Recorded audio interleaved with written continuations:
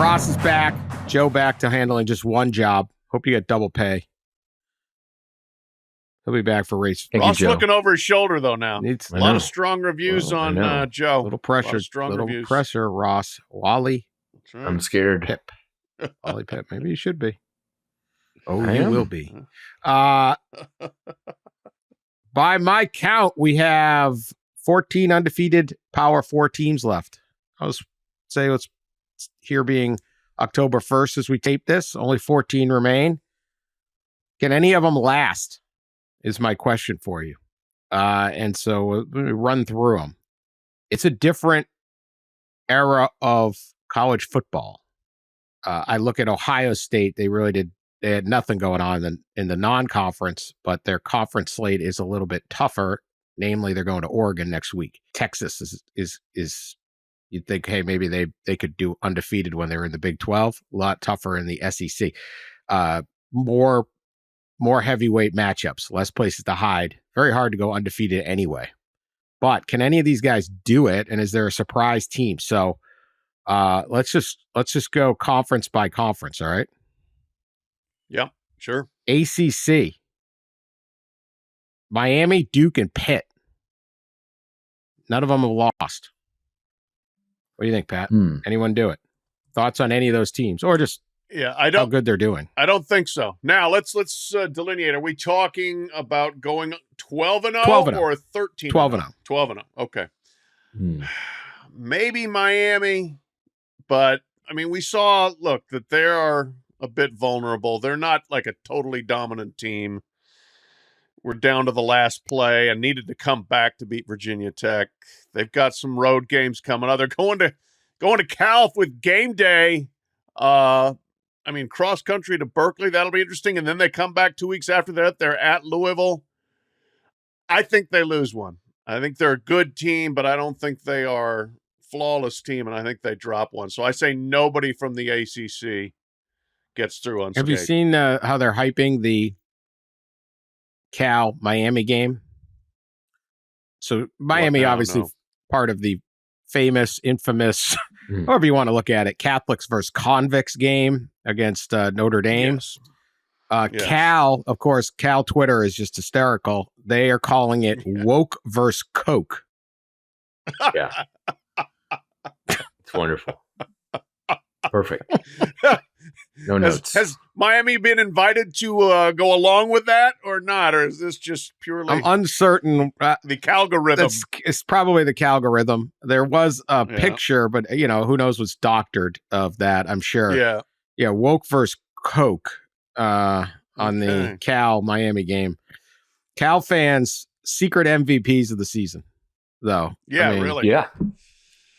Calgorithm. There's plenty of Coke in San Francisco, too, by the way.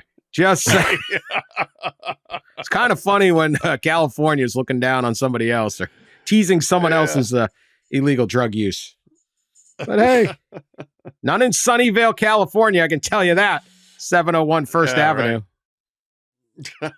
Yahoo headquarters there used to be. I don't even know if we're still there. Anyway, woke versus Coke. They get through that, though. It's Louisville, Florida State, Duke, Georgia Tech, Wake Forest, and Syracuse. So they got that staring at them, and then obviously possibly Clemson at the end. Ross, you think any of those three, any ACC excite you? No. Like you said, Duke and Miami have to end up playing in the regular season. But I kind of agree with Pat in that Miami has not looked like a team that can win every game, even on a schedule that may not at the end of the season include a single top 25 team. I mean, they might not play a top 25 team or a team finished ranked in the top 25, by the end of the regular season. But I still think they stumble at some point. Maybe it's just one stumble, and I think they still have a chance to beat maybe a Clemson in the championship game and get to the playoff. But I'm going to say no, that ACC has no undefeated team in the regular season. All right. Big Ten. Indiana, Ohio State, Oregon, Penn State, and Rutgers. 5 undefeateds. 2 of those may not be what you were expecting. Obviously, a lot of them play each other, so they're not going to make it. Pat, who do you like? Yeah, I'm dazzled by what Indiana's done. I respect what Rutgers has done. I like what Penn State has done. I don't think any of those teams are going undefeated. I think the winner of Ohio State, Oregon will have a chance. But even then, I'm not sure. I would say if anybody, Ohio State has the best chance, but that's saying they're going to go into Eugene and win. I'm going to say no. I think they all come out with a loss. And we're looking at possibly two 11-1 teams playing in the Big Ten championship game. I think the rest of the Big Ten schedule is just going to be bonkers and be really fun and very competitive, and there will be teams knocking each other off. I think that's possible that nobody in the Big Ten goes undefeated, which is crazy to think. I don't know the last time that happened. I'm sure it's happened, obviously, but in this era where we have these expanded conferences that got a lot more difficult, with a lot more teams and a lot more powerhouses now consolidated into one league.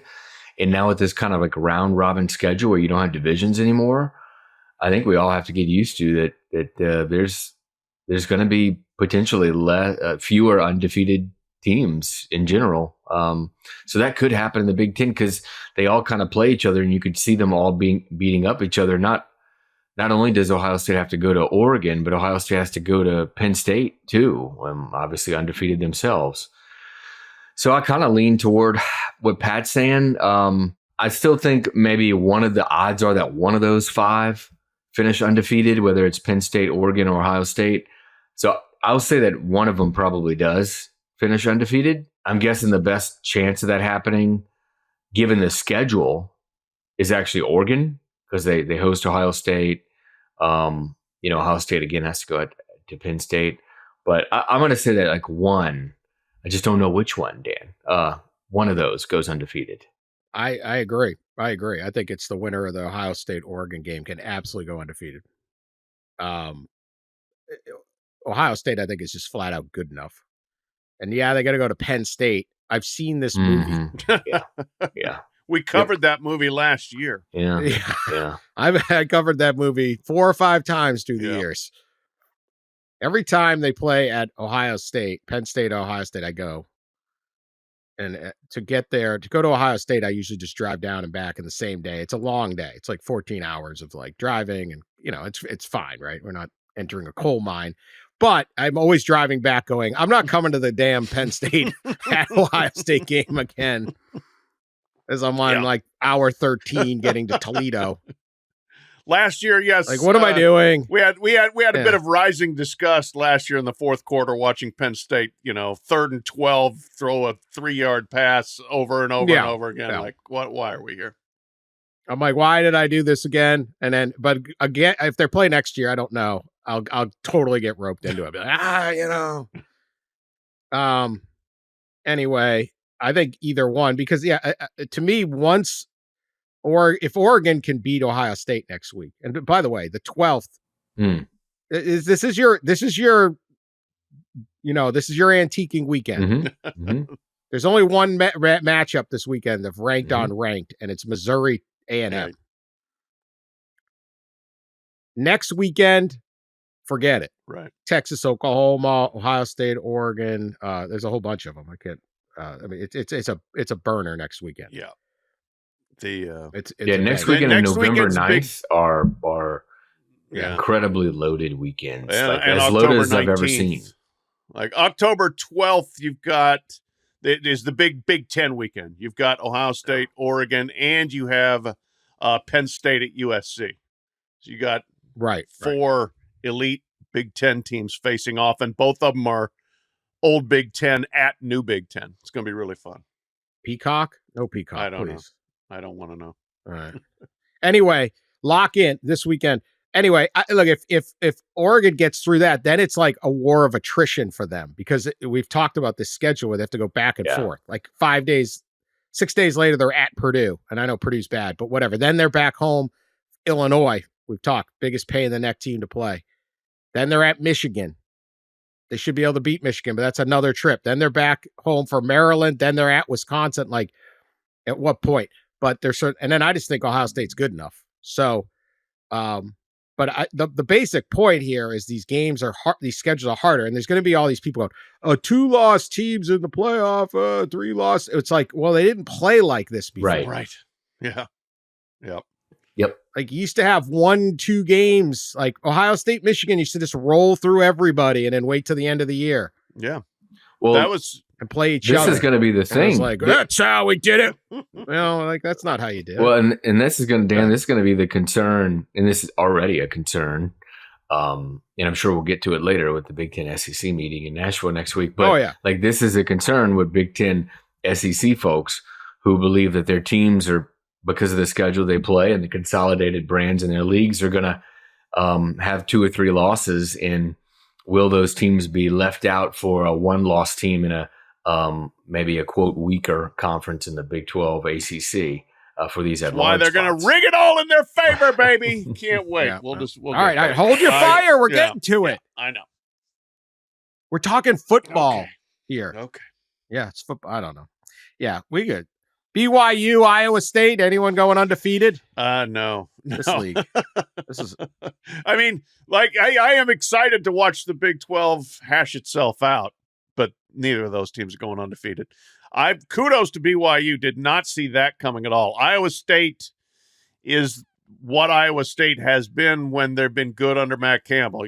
Just kind of resolute, consistent, good on defense, good enough on offense. They got the big win at Iowa week 2, but that's not a team that's gonna go 12-0, and neither's BYU. So that one, the big question is, how much other attrition is there to the point where the Big 12 championship game is absolutely winner take all? Just one team from that league is still even going to make the playoff or even be considered. Yeah, I mean, there's a chance, given what's happened already this season, that both the Big 12 and the ACC championship games will be winner take all. But look at the schedule. I think that's more realistic in the Big 12 than anywhere else. They're just going to beat each other up. And we kind of saw this coming. The parity in that conference, they're just going to beat each other up. And you don't see one program standing out. And in the programs that are left, the 2 that are left undefeated are probably the 2 that nobody would have picked, right? You would have picked Oklahoma State or even like an Arizona or Kansas State. But you're left with BYU and Iowa State, and you look at their schedules, and with this league and everybody's so even, I just don't think either one will go undefeated. In fact, I kind of think the Big 12 champion might have 2 losses. Oh yeah, maybe even 3. Yeah. Yeah, it's a totally different thing. We had somebody say your Big 12 analysis was all over the place. You're praising these teams and then they contradict. I'm like, well, good luck. It's a bowl of spaghetti. Yeah. I love what BYU has done. They play like Kalani Sitake's teams. Like, they're tough. They've got a personality. They got a grit to them. But do I think that can last? I mean, this is what it is. And I like that this league, which rarely got teams in, certainly that weren't Oklahoma, can have a really fun deal with this and do it, I'm glad that no matter what, the Big 12 champion is going to the playoff. Yeah. They just do your thing. Sure. Just do your thing, and someone's getting in. Mm-hmm. It's all right. Because no one's you would have had to go undefeated, and that was pretty much it. I mean, sometimes TCU lost that title game and still got in. Yeah. It would be pretty funny if a 10-3 Big 12 champion gets the first round bye. It's like the 3rd or 4th seed. Yeah. That, again, another issue that's already cropping up from people is that, and that could very well happen because the top four seeds only go to conference champions. All right, SEC.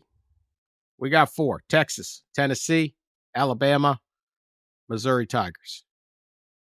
A lot of playing each other in here. Can any of them go unbeaten? Very hard to go unbeaten in the SEC. Harder now than ever.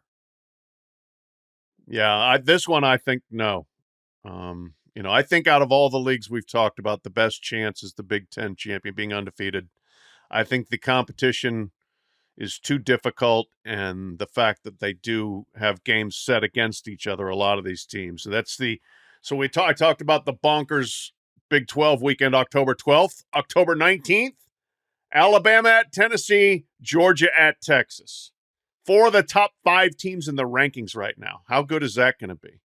And so there's going to be more mayhem, more bloodshed, more losses, and I think that you end up with maybe a couple of 11-1 teams going to Atlanta for the SEC championship, and there may be more than 2 11-1 teams, and then, oh boy, let's see how the rankings hash that out, and let's hear the screaming and crying over the 11-1 that doesn't get to go to Atlanta. I can't wait. Well, it's really crazy is the best odds of all those teams. Like if odds makers were to put it down just based on their schedule, is probably Missouri. I talked about it before the season. I think their schedule is probably the most doable as far as going undefeated of anybody. They have obviously one big and very difficult game at Alabama. Other than that, though, they don't play any of those other undefeated programs right now, any of those teams at the top of the league. Meanwhile, obviously, Alabama plays, as Pat said, it plays against Tennessee. They're at Tennessee, at Tennessee, Missouri, at LSU, at Oklahoma. Yeah, so that's a tough slate there. But I am going to go yes. After saying all that, I think one of these teams does go undefeated, and my odds or my bet is not Missouri. My bet actually is Texas. I think that Texas goes undefeated. They do play Oklahoma and Dallas. They do get Georgia, but that's at home, and they finish the year at Texas A&M, which actually is shaping up to be maybe a really crazy renewal of that rivalry with really big stakes on the line. So that should be interesting. But yeah, I'm going to actually say that the Longhorns of those programs go undefeated. So the SEC has an undefeated team going into the championship game. I agree with Ross. I think that's what I would go with. Missouri's the sleeper to do it because they just got to, if they're good enough, they can beat at Alabama, they can beat Oklahoma at home, and they can win at A&M. Tennessee has 2 big ones: Bama home at Georgia. Right. Maybe. Yeah. I haven't seen anything out of Texas that doesn't suggest they can do it. I don't know how good Oklahoma is or doesn't. I mean, Oklahoma, fortunate to win against a bad Auburn team. Yeah. That's why Texas can do it. Maybe. Texas has got to hold serve at home against Georgia, which I think will be difficult. I would expect that you're not going to get a dysfunctional Georgia half like they had against Alabama again, but I could be wrong. Do not sleep on Missouri's big trip to the junkyard in Amherst, Massachusetts. Remember, they have to play at McGuirk Alumni Stadium. Deemed the junkyard is the worst facility in the country. That's FBS, not the one in Houston that has the CVS. Yeah, right. On one sideline, where you can fill your prescription and watch the game out you can fill your prescription in the driver's side, look out the window of the passenger side, watch. I think it's Houston Baptist. Is Houston that right? Christian now. It used to be Houston Baptist. Houston Christian. I'm sorry. Don't want to set a holy war off down there. Don't do that. There's talk about buying the CVS. Yeah, right. Which I think is just a very bad idea. You're losing your calling card. I agree. Plus, there's CVS, a lot of foot traffic on a Saturday. A lot of people coming by. Maybe you lure them over. They're just going to buy the CVS and then just leave it as a CVS. Well, that would be good. And we own the CVS now. I would love to put a little section of bleachers on top of the CVS. CVS seats. Yeah, there you go. CVS Not bad. Skybox. You run down. I mean, they sell beer in there, snacks. Exactly. This could be win-win for CVS and for Houston. Greeting Christian. cards. Greeting cards. Yeah, you can take care of your Columbus Day greeting card shopping while you're watching Houston Christian. Thanksgiving Tell Day. your wife you run out to CVS to do some of the errands. Yeah, and you end up watching some football. Catch a quarter. Yeah. Incorporate the CVS somehow if you're gonna buy it. Plus, there's a lot of people in the area that need their CVS. Yeah. I mean, look, we are college football fans, but CVS is there 365. Yep. True. It's not as bad as when who's it? Ruiz, the billionaire in Miami, wanted to buy Mike Coral Gables High School. Right. To shut down a public high school to build a stadium. How's John Reese doing, by the way? Haven't heard a lot from him. I don't know. Yeah. I don't think let's not talk about who could have seen that coming? It's shocking. I don't know, but I think Coral Gables High is safe for the time being. We were using that. It's really unbelievable, really, when you think about it. The greatest stadium proposal in the history of stadium proposals. And I covered the NFL relocating to LA, where there was like literally graphic designers they have beach houses in Malibu drawing these fantastic stadiums all over LA where they were supposedly going to get put. So finally Kroenke did it. But that was the greatest stadium. We're going to take your high school. You don't need that, do you? You guys using that?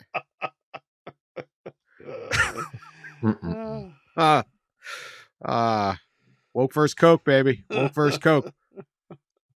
All right, we'll be back right after this.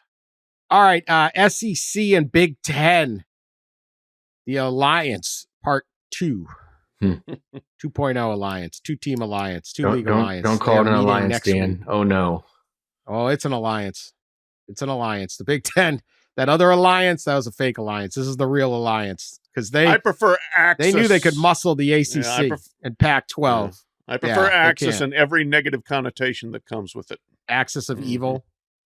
Yeah.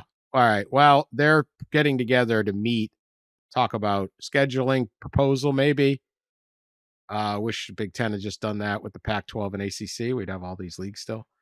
But we're having a scheduling possibly. And then the big one is the playoff proposal. They're talking about getting as many as 4 automatic bids to each the SEC and Big Ten, which I find to be a unnecessary move. If you could, they're going to get 4 in some years anyway. Just freaking earn it. But of course, that's not how these people think. Ross, what's the latest on this meeting? The meeting of the axis of evil. Wrote about this last Thursday. It's 3 main things that they're going to be discussing. The House, obviously the House case, which everybody's probably exhausted of hearing about, so we won't spend too much time on that one. The scheduling, regular season and even postseason scheduling format, as you mentioned there, or arrangement or partnership, whatever you want to call it, and then of course the college football playoff format, and how that will look in the future. So we kind of thought that this meeting may eventually happen after they announced in February they were forming this joint advisory board, the 2 conferences, and clearly they were coming together more so. And so eventually there was the thinking that this would come up, and they would start meeting. And here we are. So I know everybody is fearful that the meeting will end in the 2 leagues breaking off and declaring their independence. That seems to be the fear. I don't expect that to happen after the meeting. I do expect them to come to more agreements on playing more regularly, specifically in the regular season, playing in non-CFP bowls or other postseason maybe games with one another, and zeroing in more so on the CFP format with of course regards to the proposal that we discussed back in March, I believe, that was proposed in CFP meetings, which was multiple automatic qualifiers for each of the leagues. You guys remember the 3-3-2-2-1 model, 3 automatic qualifiers for each the Big Ten and SEC, and 2 AQs for the ACC and Big 12 each, and then 1 for the group of 5. So I'd expect that that model, along with a 4-4-2-2-1 model, to be discussed. And I think what they talk about there will then be brought to the College Football Playoff Committee room. And keep in mind, although the CFP room includes 11 people, 1 representative, 1 commissioner from each conference in Notre Dame's athletic director, under the new agreement, the SEC, Big Ten, and ESPN control the future format. They have authority over the future format. From what I understand, there's no voting. There's no everybody gets a vote sort of thing. They have control over it, just like they had control over the revenue distribution. And people are probably wondering, why were they given all this control? Because they were threatening to leave and split off and do their own thing. What could go wrong? Yeah. Yeah. It's just a wonder. I feel really good hearing all of that. I do. Times you just hate this. Yeah. Yeah. We're all in it together. Yeah. But Matthew Sluka didn't get his money. Call Congress. In February, this was some of the rhetoric that went along with the announcement of this advisory group. When alarm bells were going off, because when you're getting conned. Okay. But no, look, listen, this is not what you think this is. This is really what we're doing. These challenges, the challenging landscape of college sports, these challenges, including, but not limited to, recent court decisions, pending litigation, a patchwork of state laws, and complex governance proposals, compel the 2 conferences to take a leadership role in developing solutions for a sustainable future of college sports. Here's what they see as the future of a sustainable college sports is them getting more and more and more of the power and more of the money, and screw everybody else. That's what this was all about from the beginning. You cannot convince me otherwise. You can throw your high-minded rhetoric out there, and they will certainly take some time to talk about the House settlement and maybe a few other issues, I'm sure, there too. But this is all about squeezing out everyone else as much as they can. Marginalizing the ACC, marginalizing the Big 12, marginalizing the group of 5, and taking more of everything that they can get. Obviously, look, the fact that they came to this agreement, as Ross delineated, is a response to a threat and a power move of like, wait, we're just leaving unless you give us control over the format. So what sane sports structure would you give 2 conferences all of the power to decide the playoff? But that's what they did, and that's where we are. And guess what they're going to do? They're going to arrange it more to their liking, which comes down to number of automatic bids. Secondly, who decides? We can't trust the playoff committee anymore. We have to go to a stronger strength of schedule metric. And guess who that's going to favor? And guess why they're going to schedule each other more? To buttress their own strength of schedule. So their 8-4 is better than the 9-3 or 10-2 in the Big 12 and in the ACC. This is all just, we're going to arrange everything. We can't earn it on our own. Our teams aren't good enough on our own. Actually, yes, they are. They totally are. We're seeing it. But this presumption basically of, well, we're just going to rig the game in our favor, even though they don't need to rig it. It is disgusting. Hell yeah, wow. Forde. Hell There yeah. you go. Blowtorch out. Where's Charlie Baker on this? Yeah. Anybody? He's Somebody? Quick. He's Hello? quick. He's quick to take a position on the UNLV case that hasn't even been investigated. He's quick to say UNLV did it without naming UNLV. He's quick to declare we need Congress. The biggest con everyone is running, is getting all the fans fired up about chaos that some quarterback will quit. Look over there. Oh my God, it's chaos. It's terrible. The wild, wild west. We have no control. Our poor coaches. They're tampering after the game. The handshake.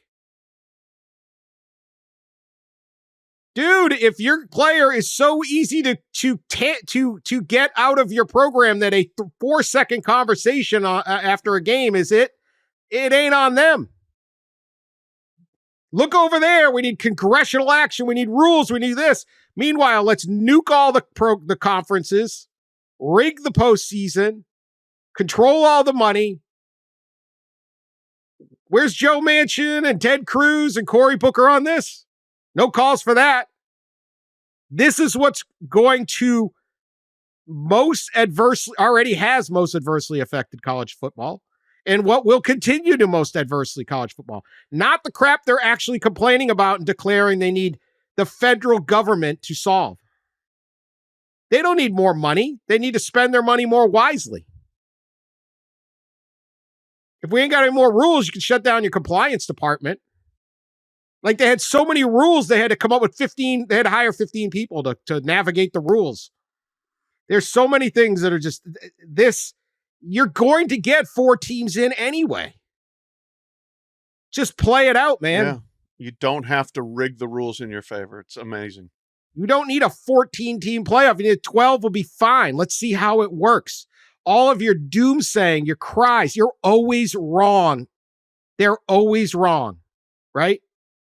Oh my God, NIL, a couple teams will have all the power. No one will be able to compete. We just went through it. We don't know if anyone can go undefeated anymore in this thing. Nobody thinks there is. Am I right?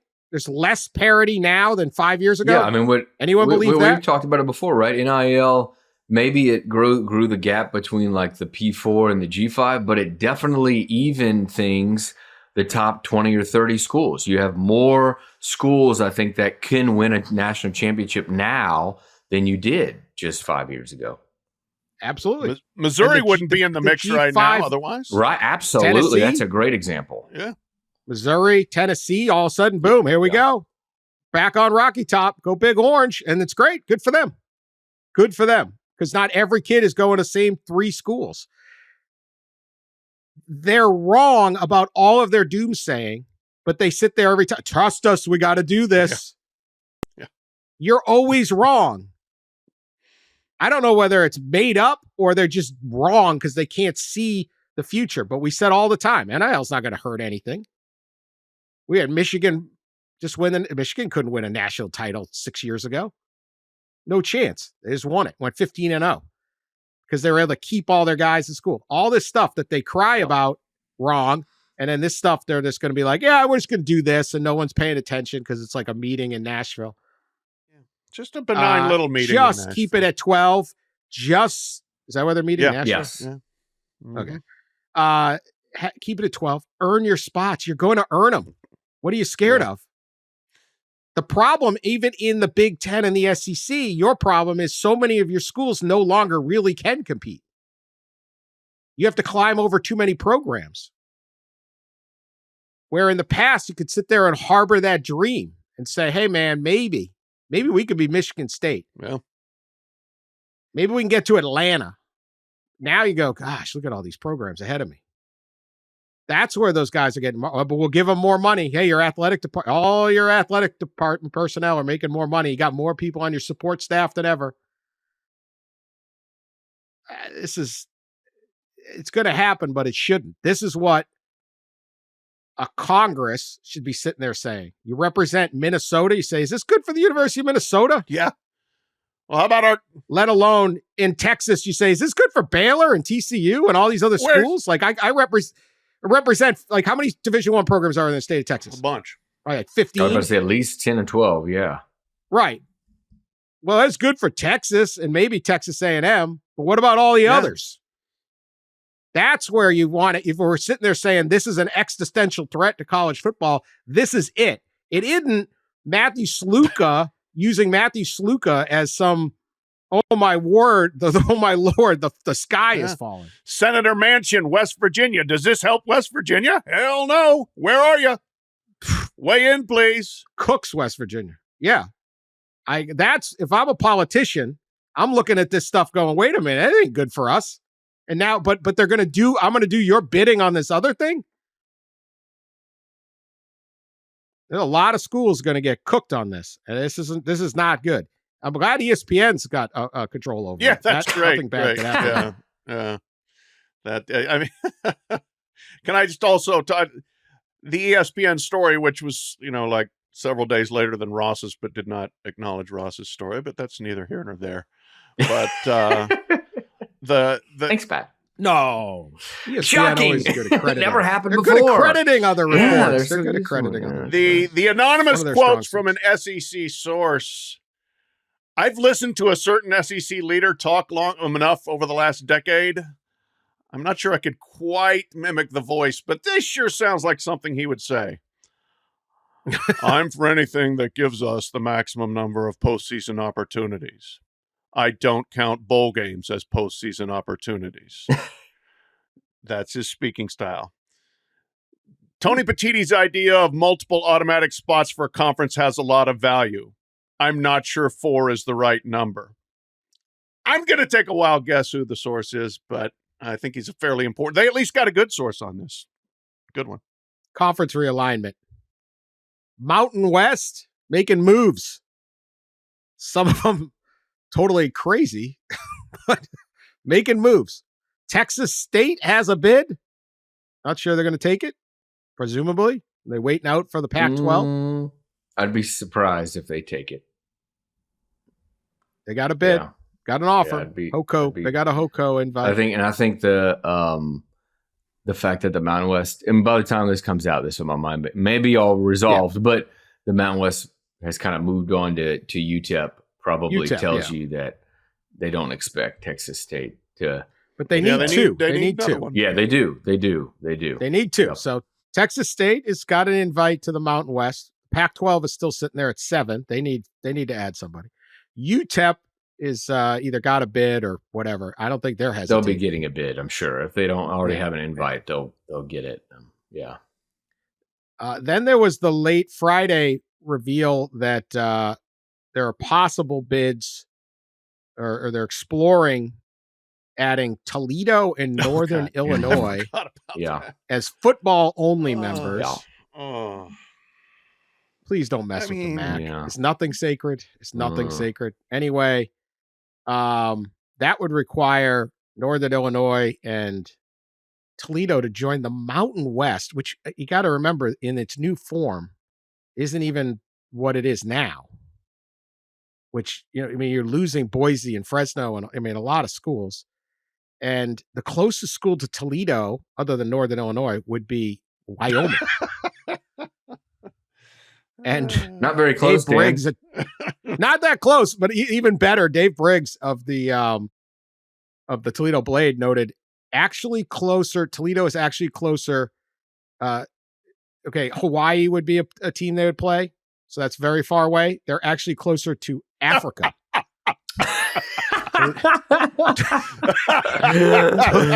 Toledo is closer to Africa, I guess. That's amazing.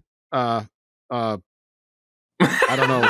I mean, could get some media markets out of that. I mean, anything's possible, man. Remember we joked like the University of Greenland? I was thinking they're probably closer to like Greenland or like certainly parts of Nova Scotia and Canada, right? Well closer than even the upper northern parts of Canada than they are like Fresno. Is there a North Pole University? Can we get them in? Santa Claus. Yeah, right. Santa Claus. Yeah. He's got a good runway. His runway only handles the sled, so you can't really got to bust it in.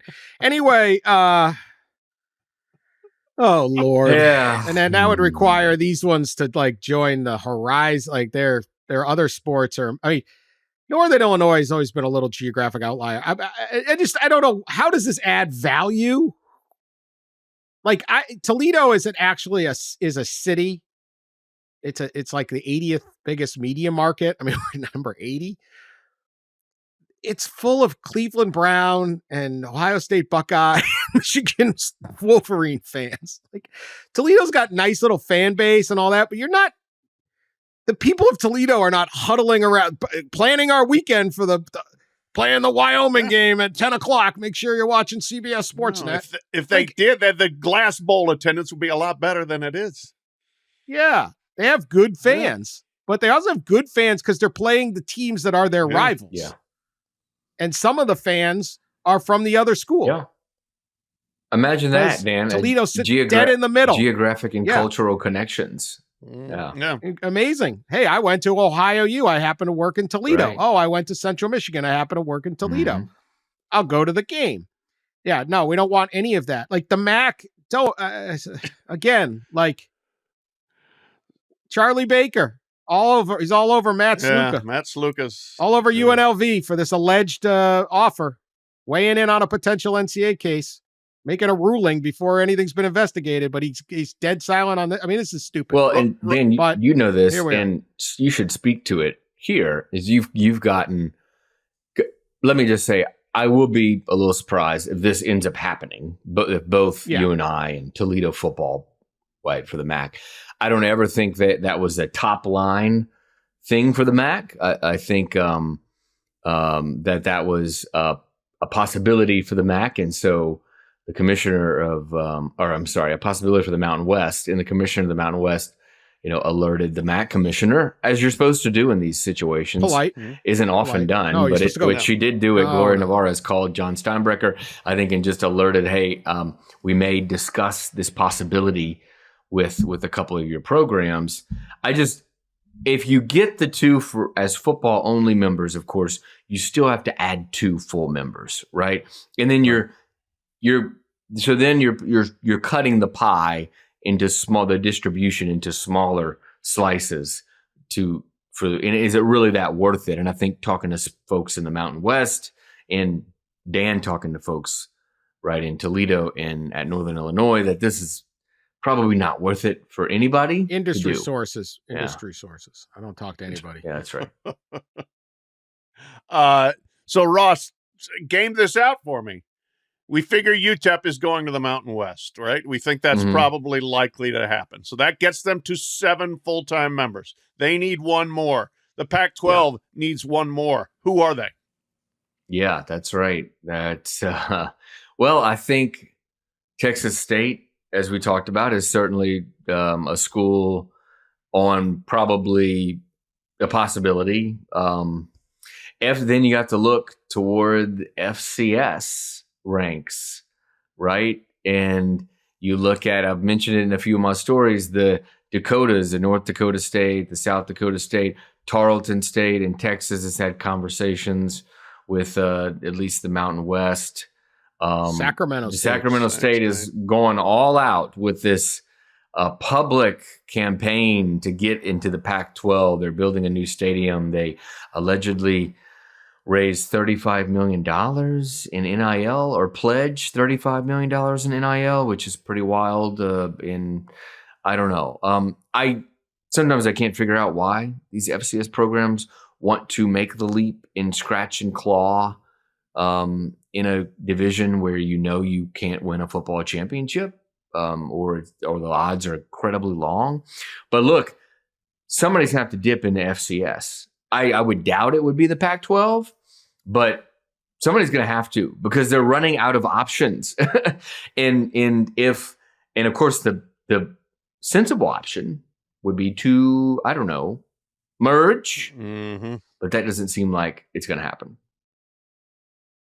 Credit to Gloria Navarez for being upfront with the MAC. Yeah. She's learned her ethics as a tremendous basketball player at the University of Massachusetts. So that's where some of us have business ethics.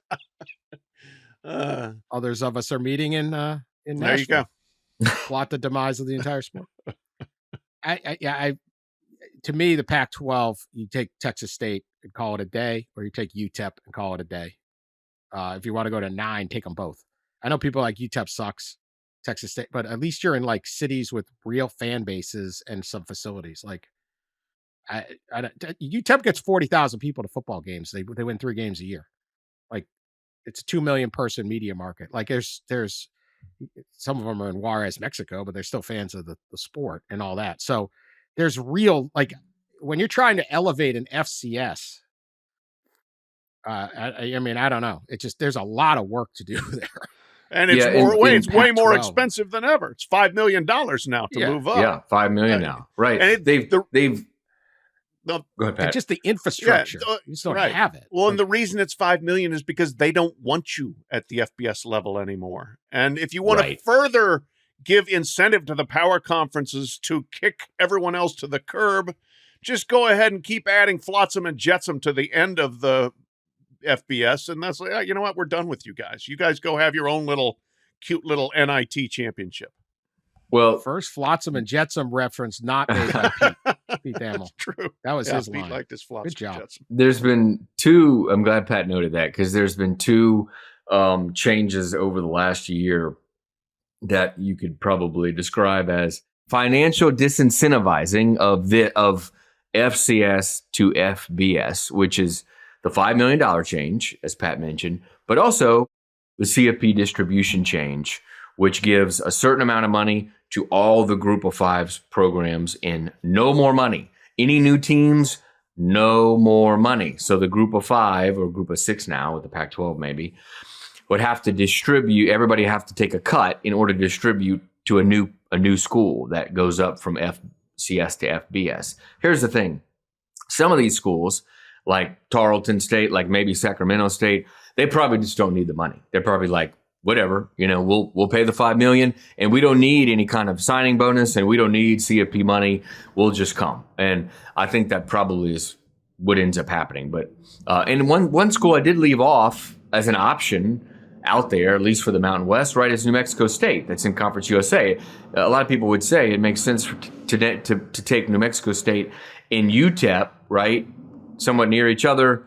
New Mexico's already in Mountain West, but there does seem to be resistance to New Mexico State for maybe a great many reasons, but there does seem to be a disinterest there from the Mountain West. I would just go with these schools that they've had some fans. They had like that. They matter in their community. I would just go with those routes. New Mexico State has been good in the past. They'd be a good choice. I don't know. We'll see. The Pac-12, their 7 teams are strong. Yeah. Like, it's a nice league. Don't worry about who number 8 is in terms of winning. You've got the better league. You've got the best league in the West. The Pac-12 it's a good league. It's going to be a fun league. Don't worry about whether it's like this team hasn't won enough or this team isn't winning this season or that.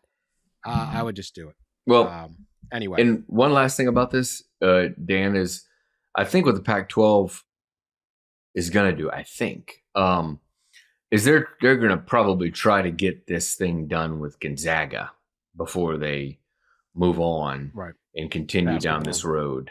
And this has been something obviously written about now for 3 weeks, that they were always targeting Gonzaga as being a new member in this new conference. And I would imagine that the deal eventually gets done, probably. But we've seen this before with Gonzaga, right, with the Big 12, and that didn't happen, and many other leagues probably in years past. So I think that there's probably a little bit of a slowdown from the Pac-12, maybe lock up Gonzaga, and then maybe you can have better number. You have 8 members, you have 7 football members, so you just obviously need one more, and maybe you can get better media numbers to go out and then sell to some other football programs. I mean, I know basketball does not move the needle much here, but you talk about a basketball league with Gonzaga, San Diego State, Boise State, who's been good, Colorado State, who's been good. That's a good basketball league. I mean, and Gonzaga, people watch Gonzaga, maybe not tens of millions, but people know the Gonzaga brand and would be interested to see what they do, I think, in the new league. Well, and if you Gonzaga basketball, Boise State football, to me, are the brands in the West that are just like, oh, it's on. And you go, I'll watch this. This is good. Mm-hmm. Yeah. Right. And if they get Gonzaga, and I reported this last week. I don't know if we talked about it on the pod, but they at least had conversations with UConn. I know how crazy that is from coast to coast, but can you get enough good basketball programs in your league, Gonzaga being obviously one of them, San Diego State, the others that Pat had mentioned too, and convince like a UConn, or go back and give another call to Memphis or something like that, and convince them, see, we've got all these big basketball brands. We just need you. Yeah. There it is. Possibilities. We'll see. We'll if UConn goes to the Pac-12, the entire UConn fan base should just mobilize on stores and burn the campus down. Inciting a riot. Pat. Yes. Yeah. Yes. Let's hurt our basketball program for this. Yeah. Yeah. So our football team can play in Oregon Logan, State. Utah. Yeah. I don't know. Whatever. Fat Bear Week next. All right. It's Fat Bear Week. We've been all over this for years. We love Fat Bear Week. Who doesn't? Well, I can tell you who doesn't, actually. This got a little gruesome this year. Fat Bear Week took a has been turn. postponed. Took a turn. Yeah, it took a turn. We're not no. able to make our picks today, although I'm taking 747, who was cheated last year. Please. Cheated cheated. out of the title when the Katmai National Park and Preserve. If you don't know what Fat Bear Week is, Katmai National Park and Preserve, they take pictures of their bears who are they've been beefing up on salmon and all that all summer and whatever the berries and humans and whatever they eat. And then we choose who is the fattest bear this year. And last year they took this very, normally you'd say that's not a flattering picture. Like the Chunks, I think it was Chunk won it. Did Chunk win? Chunk won, I think. And they had the picture made Chunk look much bigger than Chunk really was. They should have, I understand it's not easy to get a picture of these things. You can't really just send out, they don't pose for the pictures, right? It's not the prom. But you gotta, the picture angle was unfair. Chunk defeated 747. It's the worst argument I've ever heard, frankly. It's unfair pictures, unflattering. They made 747 look svelte. It wasn't fair. Anyway, we're coming back. Unfortunately, Katmai National Park and Preserve did not put out the brackets this morning like they normally do. Yesterday. They are holding it, and here is why. Okay? A fight between two brown bears at Katmai National Park and Preserve left one dead Monday, producing a gruesome scene on a popular live stream and postponing Fat Bear Week. Officials at the park in Alaska confirmed an adult male bear identified as 469, aka Patches, killed an adult female, 402. Wow. 402 has been a repeat contestant in Fat Bear Week. We lost one. There's a hole in the bracket. Dan, give me this Patches. Yeah, right. I mean, damn. Patches, can you take the murderer? I mean, Patches is going to prison. What is? I mean, Patches and Diddy locked up together. What? Yes, that's right. Put Diddy in the cage with Patches and see what happens. Pour one out for 402. Yeah, rough. Following the Bears' death, competition organizers postponed a live chat event to reveal the tournament bracket originally scheduled for Monday. I mean, I kind of appreciate the honor we're giving 402, but at the same time, here, yeah. Well, okay, we're gonna take a day. Is it any different? I mean, stuff happens in nature, you know. I mean, I'm glad I didn't watch it happen, but still, stuff happens.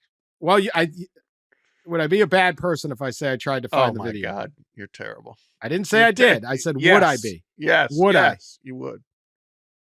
Katmai Ranger Sarah Bruce told the Washington Post they're not sure why they fought to the death. Skirmishes between bears are usually brief and end with the opponents going their separate ways.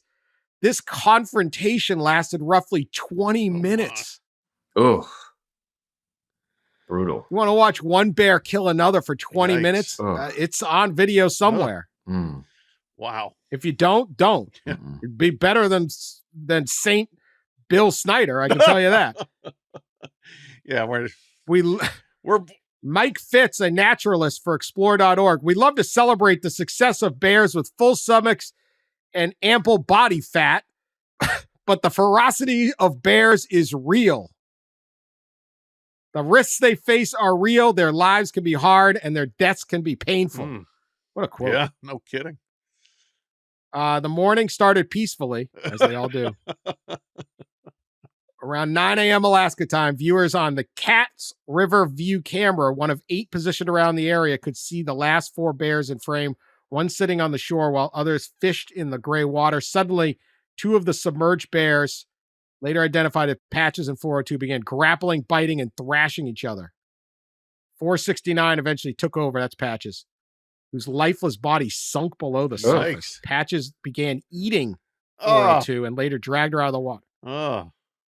See, maybe not enough salmon, so they got to eat each other, but that's another reason Patches might win. By the time this comes out, the brackets may be out. So we have one. This is the one People's Court question. We'll make our picks online later because we don't know who's playing each other. Right. Don't blame us. Blame the murderer. Should Patches be banned from the competition for killing one of the I already other picked him contestants? banned. No. You get it? So fair enough. 469 is fattened up on 402. That's right. Damn crazy. It's the most exciting fat bear week ever. It used to be like cute, cuddly things. Now they're murdering each other. What the hell is going on up there? This amazingly, we're talking about this the day after Pete Rose died, and Pete Rose was banned for life from the Baseball Hall of Fame for gambling. And we're trying to decide whether we can put a murdering bear in a bracket, a fat bear bracket. You know what? This is what are the odds Pete Rose gets in the Hall of Fame post? 6-5. 6-5. Yeah, they probably got odds out there for it. So that's what we think. No, I think Patches can go in the bracket. Nature is nature, man. It's we cannot be putting human value judgments on what goes down in the fishing poles in Katmai Peninsula. Yeah, for all we know, 402 asked That's for it. true. Absolutely. We don't know. We don't know the backstory. Why? No guardrails. There are no guardrails in Fat Bear Week. For sure. Any means necessary. What are we doing? Yeah, I'm in favor. We'll see. 402 is in. So we'll have our picks on Twitter at some point. We could not make it was out of our hands. Yeah. We would normally pick by now, but we will see, and we will update as Fat Bear Week goes along. Hopefully, that's the only murder. True. Imagine if they were squared up in the bracket against each other. Goodness. That would have been. Now that would have been something. One killing the other to advance. With millions of people voting and them unaware of it. That's the funny part. There's no funny parts to this, Dan. There's a dead bear. R.I.P. 402. You were great. Just not strong enough. We'll be back Thursday with more. Who knows what'll happen? You didn't have all this on your bingo card. Talk to you later.